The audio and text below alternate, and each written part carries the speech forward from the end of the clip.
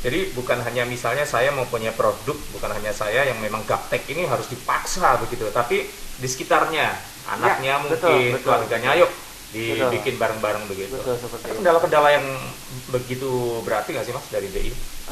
Sebetulnya tidak ya, kalau dibilang berarti tidak, cuman karena apa ya?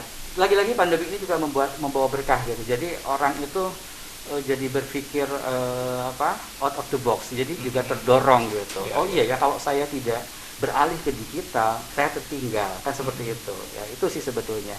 Nah, paling kalau hal-hal teknis aja sih di level-level teknis yang memang menjadi kendala kami, terutama masalah koordinasi dengan misalkan saudara-saudara kita yang wilayahnya jauh, jaringan. Kembali kalau masalah digital itu kan tidak lepas dari jaringan gitu. Bagaimana mereka kendala masalah jaringan. Nah, paling-paling yang gitu-gitu Mas. Gitu. Ada ilmu kepepet yang kita sering dengar, orang kalau sudah kepepet mau nggak mau pasti bisa, Pasti gitu, bisa, gitu ya. betul. Mas, bicara tentang program-program dari BI sendiri, kan beberapa tahun belakangan kita dengar bahwa ada program yang namanya pembayaran non tunai gitu kan. Ya, ada kris segala macam kan betul. gitu. Nah, bagaimana perkembangannya selama ini dari mulai, saya kalau salah beberapa waktu yang lalu, 3 atau 4 tahun yang lalu ya, itu mulai diberlakukan atau mau digencar disampaikan tentang pembayaran non tunai. Ya, perkembangannya sampai dengan saat ini seperti apa? Apakah masyarakat juga sudah benar-benar memanfaatkan itu semuanya? Ya, terima kasih. Ini juga pertanyaan yang sangat kami tunggu-tunggu sebetulnya. Karena apa? Karena memang kita lagi sudah ada deal saya. Ya. sedang gencar-gencarnya mendorong kris ini ya. Jadi kris ini di launching 17 Agustus 2019. Ini adalah QR code standar yang diciptakan atau di-create oleh teman-teman Bank Indonesia itu untuk memudahkan pembayaran. Jadi kalau selama ini setiap merchant atau setiap penjual, setiap toko itu punya masing-masing kode QR untuk masing-masing penyedia jasa pembayarannya. Misalkan, maaf saya sebut merek ya. Ya, nggak apa-apa. Ada merchant yang jualannya pakai GoPay, gitu kan, pakai OVO, gitu kan, pakai apa. Jadi itu kan dijejar tuh biasanya kan. Oh ini kalau bayar pakai OVO ini, bayar pakai GoPay ini, bayar pakai bank apa ini gitu kan.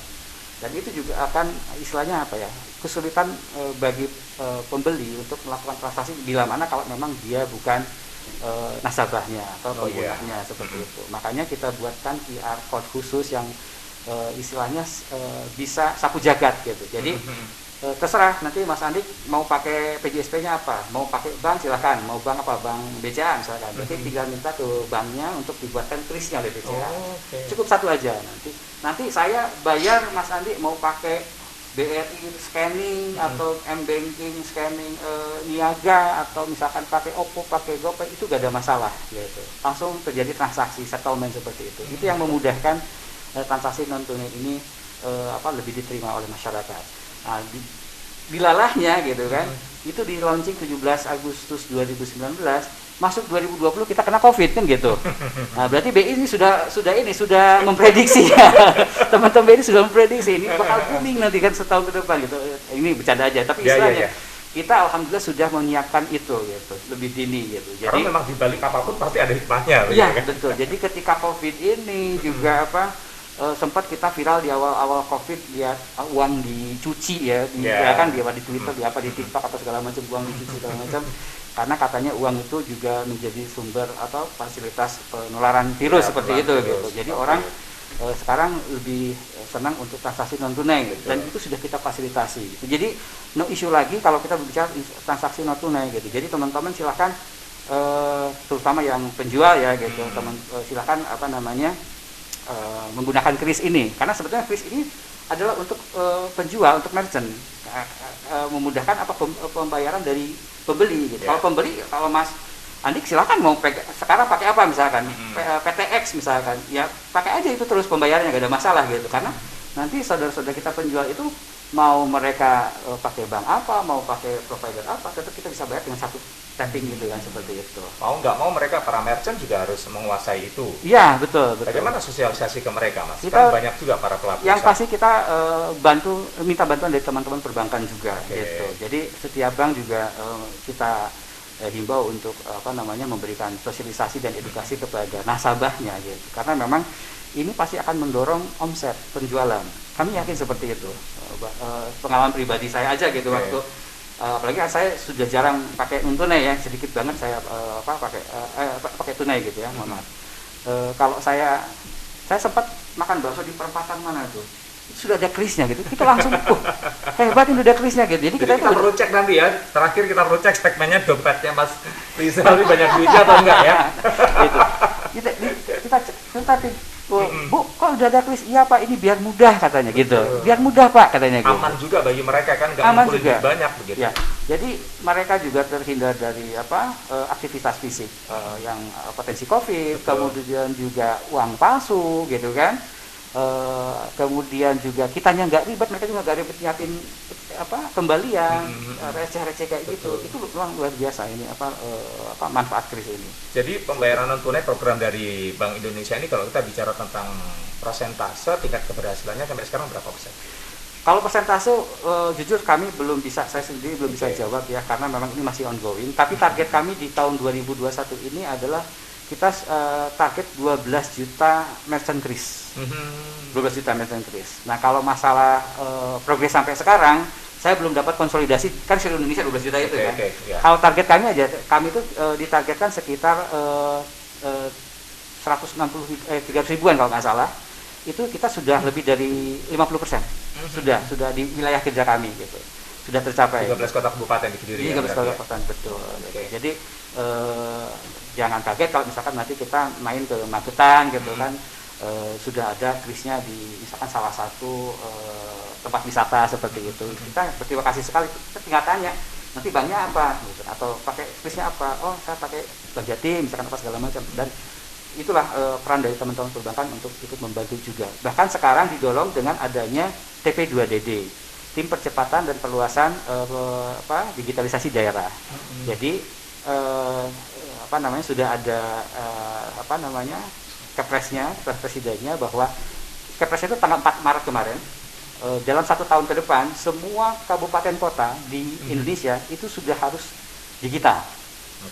Mulai dari pembayaran retribusi, pembayaran pajak segala macam dan sebagainya gitu, termasuk tempat wisata itu harus sudah digital gitu. Nah, untuk saat ini di wilayah Kediri kita alhamdulillah sudah 6 kabupaten kota yang sudah menandatangani SK TP2DD. Baru hari ini 4, nambah 4. Jadi kemarin 2, sekarang nambah 4 jadi 6. Gitu. Mana saja itu Mas? Yang pasti yang pertama itu Kota Kediri bahkan. Luar biasa memang Kota Kediri ini Mas Abu ini. Itu kalau nggak salah Desember 2020 ya, tanggal 20-an. Kemudian Mas Bupati Kabupaten Kediri itu sekitar awal Maret kemarin, pertengahan Maret kemarin. Kemudian yang 4 ini Madiun, Trenggalek, Kota Madiun, Trenggalek, Ponorogo dan Tulung Agung sama ini 4 gitu. Mas Rizal, ini di masa pandemi COVID-19, apalagi sekarang di bulan Ramadan, biasanya disertai dengan harga-harga kebutuhan pokok itu kan yang naik begitu. Betul. Nah, untuk saat ini di Ramadan tahun ini bagaimana BI mensikapi tingkat inflasi khususnya ya? Ya. Memang kalau berbicara tentang Ramadan Idul Fitri ini memang sudah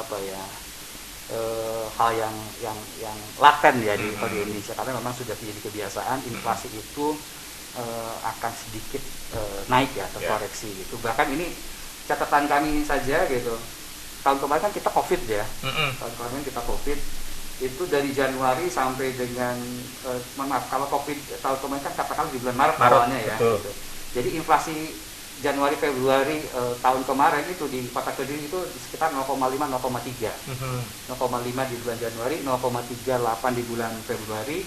Begitu COVID masuk Maret itu turun 0,11. April turun lagi 0,08. Karena apa, COVID-nya kan makin ganas gitu ya. Bahkan di Mei gitu, bulan ketiga COVID berarti itu kita terjadi deflasi 0,19 turun. Artinya adalah daya beli itu slopnya turun gitu kan, menurun. Tapi begitu masuk Ramadan Lebaran di Juni itu langsung recover 0,25. Bayangkan dari negatif gitu ke 0,2 gitu. Enggak ke 0,1 dulu gitu.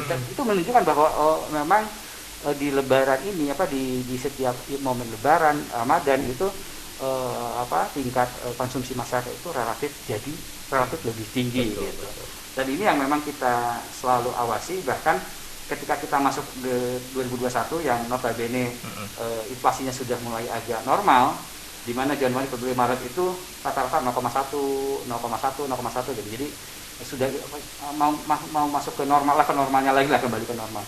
Kita yakin juga kalau di bulan Mei nanti itu akan terjadi sedikit peningkatan seperti itu. Bagus gitu. Kalau memang itu kenaikannya kenaikan yang inflasinya yang memang kenaikan inflasi yang positif ya. Dalam arti kata ini kan tentunya namanya inflasi itu pedagang, produsen ingin menaikkan pendapatannya, income-nya seperti itu. Dan itu kalau memang merata itu kita yang sangat apresiasi gitu. Tapi yang kami takutkan itu adalah inflasi ketika permainan harga, itu yang kami takutkan gitu. Kalau memang misalkan barangnya sedikit kemudian harganya naik, itu wajar. Tapi kalau barangnya ada tapi seolah-olah jadi tidak ada karena ditimbun segala macam, itu yang kita hindari seperti itu. Nah, makanya kita selalu koordinasi komunikasi dengan sejawat kita di TPID, Tim Integrasi Daerah. Semua kabupaten kota sudah ada TPID-nya. Koordinasi salah satu anggota TPID itu adalah teman-teman dari Polres. Nah, itu untuk bagaimana kita sidak pasar, kemudian sidak gudang, mencek keberadaan pasokan segala macam gitu. Itu salah satunya untuk menjaga terjadinya penimbunan. Nah, kemudian juga kita kerjasama dengan teman-teman dari Indak, lalu ada kegiatan namanya operasi pasar. Gitu. Tahun ini sama ada operasi pasar lagi, Mas? Infonya dari teman-teman Indak kota ada. Kita mungkin sekitar 6 hari ya akan ada operasi pasar di seluruh kelurahan di Kota Kediri seperti itu.